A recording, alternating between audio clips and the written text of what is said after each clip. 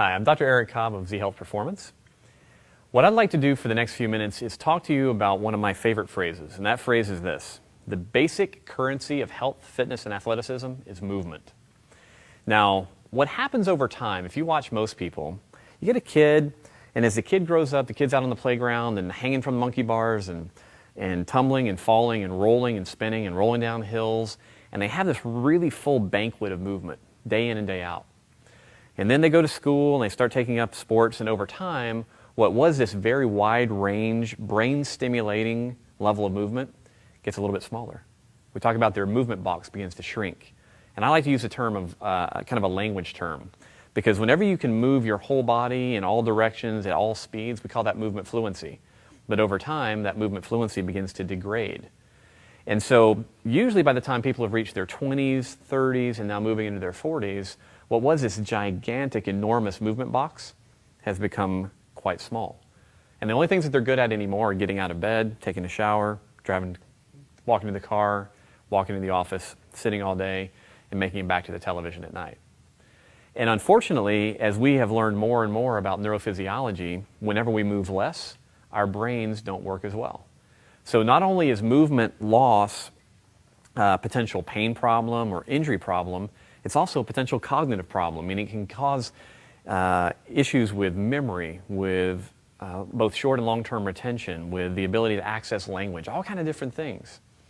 And so in the Z Health system, if you've had any exposure, what you'll notice is that we start really simply. We tell people, you know what, we're going to start off and we're going to teach you the ABCs of movement. An example would be, we start off with a thoracic spine. So I'm going to have Shannon come in here and have him face this way. And just an example, he's going to bend his knees, get nice and comfortable, and he's going to focus on moving this area of his back, right? So he's going to flex this area, let your head and chin go down, and he's going to come up and he's going to try and go into extension. Great, all right? Nice and easy. He starts to learn that. That's actually much harder than it looks to do it in an isolated fashion. This would be like learning the letter E. Now, we all know that you can't just take random letters and create a sentence. You have to actually be able to put the words together to create fluid language. So the way that Z Health is taught is we progress from this basic letter to a word. So here's an example. What I'm going to have him do now is we're going to get into what I consider kind of the basic athletic positions of life. We're going to get into a lunge position. He's going to take his left leg, he's going to step forward into an anterior 45 lunge. And now to make this a little bit more realistic, we're going to add some rotation to it. So he's going to turn his body this way, he's going to get nice and tall, and now he's going to repeat that same motion. Now, while that may not look that different, it's hugely different on the demands both for his brain and his body. In Z Health, what we've done is created a template approach that allows you to go, you know what? This works, and I'm getting some good information, but we're going to make it even harder because we're going to change something else. I'm going to have him take his left foot and turn his toes out toward me.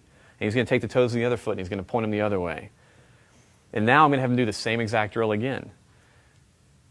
You can't see the expression on his face, but this one's making him work pretty hard. What's weird is that small changes make a huge difference in the demands on the brain and the demands on the body. And the problem is that if you don't go through these types of challenges regularly, your brain begins to lose the capacity to control movement. And loss of movement precedes injury. Loss of movement precedes performance decrements. So if movement is the basic currency of health, fitness, and athleticism, you need a training approach that does not say, you know what, there are only 14 exercises that we need to do. We need to do them in this rigid, linear manner. That's not how Z Health works. We go, listen, we're going to teach you the building blocks of movement, and then we're going to teach you to speak the language of movement fluently. As you do that, you're going to see tremendous changes, not just now, but in the future, in everything about your life. How much you hurt or don't hurt. How well you perform, how well you don't perform.